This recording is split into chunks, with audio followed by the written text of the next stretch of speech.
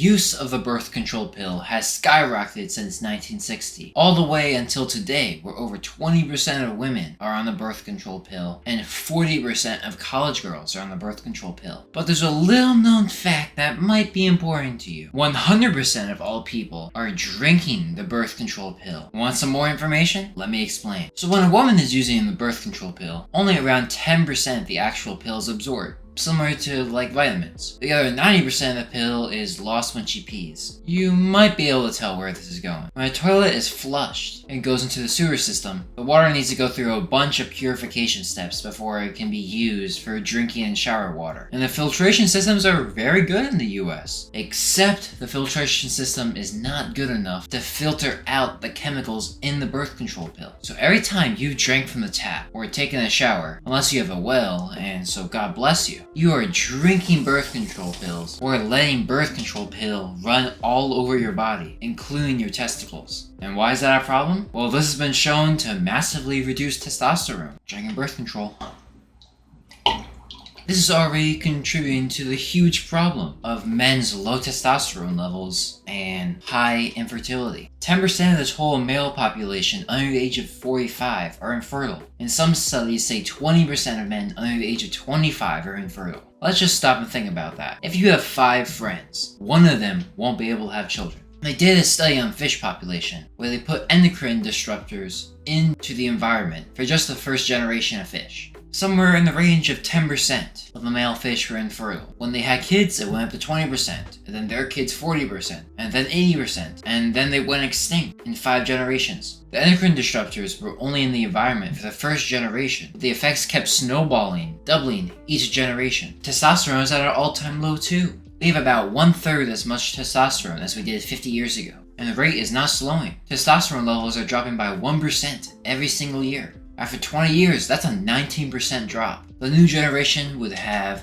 405 nanograms per deciliter instead of 500 nanograms per deciliter. I think we all kind of understand that testosterone is important for men, but not only important, it is vital for a man. Here's just a couple of the symptoms that low testosterone causes. It causes work to just not be fun. People who have high testosterone get a lot of enjoyment and a lot of feel-good chemicals when they do something that's difficult. It might be no surprise that so many in our generation hate doing work. Low T also affects muscle building. It's a pretty sure comparison that the more testosterone you have, the more muscle you're going to be able to build. You have less drive for work and you have less energy overall. And that's only the tip of the testosterone iceberg. Tie this in with that literally everything plastic has a negative effect on testosterone, and that almost all of our modern shampoo and soap has endocrine disrupting materials. And it really just gives you a moment of realization. Look at what you're touching right now or what you're wearing. For instance, I'm sitting in a polyester and plastic chair while sitting in polyester pajama pants, both of which are very bad for testosterone. I mean, as I was writing this script, I realized that the keyboard I was typing on, the mouse I was using, was made out of plastic. So are my pens next to me where I write down my notes, and the AirPods in my ears. So the fact that 20% of us are infertile, and that if we don't do something, 3 generations from now, 80% of us will, if fish and humans correlate, which isn't exactly known yet. And whilst we're having lowering and lowering testosterone levels every year, doesn't scare you? You can just click off the video now, because it's not going to be helpful for you. But is our future doomed? No, and I'll tell you why. We are only the 2nd generation with major endocrine pollutant. And by this generation, I'm talking about Gen Z and Gen Alpha. So it's not too bad for us yet, and if we make the proper sacrifices, we could have a chance of getting back to the level of our great-grandparents. If we change our environment to what we know is better for us, then we can reverse some of the effects. I'm going to use the 80-20 rule to figure out what 20% of the things in our environment can be removed to give us 80% of the benefit. Alright, first up is water. So first, it's a good idea to get a metal water bottle, and then I decided that having a plastic top isn't too bad because it only touches the water as soon as you drink it. However, if you have a plastic water bottle, the water is just sitting in plastic for the whole day. And then I think another good thing you can do is to buy one of these 2 filters here that I have up on screen. These are reverse osmosis filters, which are going to be able to get rid of the endocrine disruptors in the water. Think of it almost like the purification for when you're making a cup of coffee. And something to know is if you see purified water water on a water bottle, it basically just means that it was taken out of one of these major reservoirs where tap water is from and then just packaged. So if you want to be ultra uncontaminated, then what you're going to want to do is get spring water, and preferably glass spring water. This is why I've been really liking glass sparkling water, because that's very common around here. Next is your chair, which is probably plastic. So you could just buy a non-plastic chair, but that's kind of expensive. But instead, what I like to do a lot of the times, and let me actually do this now,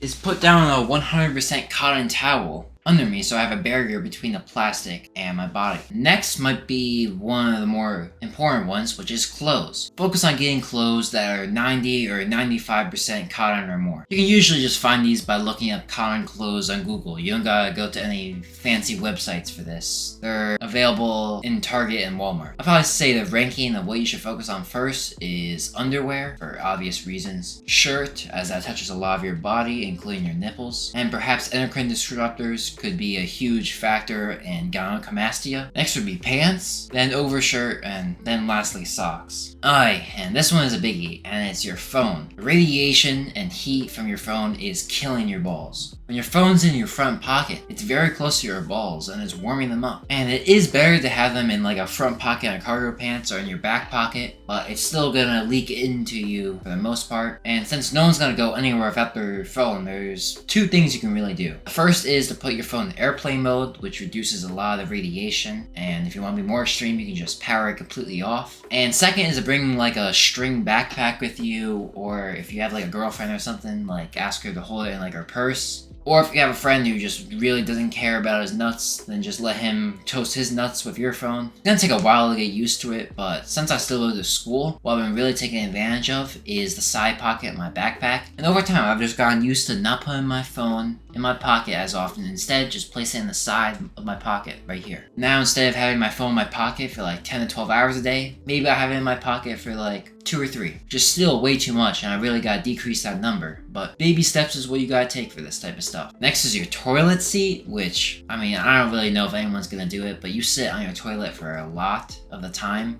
and it's just layered in plastic and plastic. The problem is that like the chemicals and whatnot from like taking a dump and whatnot, it's kind of bad for wood and whatnot. So you could get a wood toilet seat, but just know that you're probably gonna have to replace it like every month or so. And you're probably gonna have your own bathroom because nobody else living with you is probably gonna want to use it. But if you're able to make the change, I think it's a worthwhile thing to go for. And there's some changes you can make to your lifestyle as well. Obesity, try to lose a good portion of your fat. I would say lose as much as possible, but that's not really true. Just try to lose a lot. Try not to be overweight or obese, because fat produces extra estrogen, which isn't inherently bad. Your body already makes enough naturally, so having extra is just a waste. Next is the focus on your nutrients and vitamins. Vitamin D and zinc are crucial in testosterone production, and magnesium is really good for sleep quality. You get these through eating a good diet, like chicken, beef, rice, eggs, fruits, vegetables, all that. And you can also, like me, take a multivitamin as well as magnesium and zinc supplements in the morning. And there's a study showing that if you take 40 milligrams of zinc a day, you can improve your testosterone. Alright, and the biggest improvement for testosterone, other than getting an injection of it, which has a terrible side effects, is to abstain from nutting. You can still do the horizontal Charleston, you just can't nut. This has led to an increase of up to 400% in testosterone. I'm not really sure the science behind it or why it works, but I'm guessing it would do something with your body's trying to pump you up with all this testosterone, no pun intended, so that you can achieve the entire point of male existence from a biological perspective. If you're listening to everything I'm saying, and you're just saying to yourself, I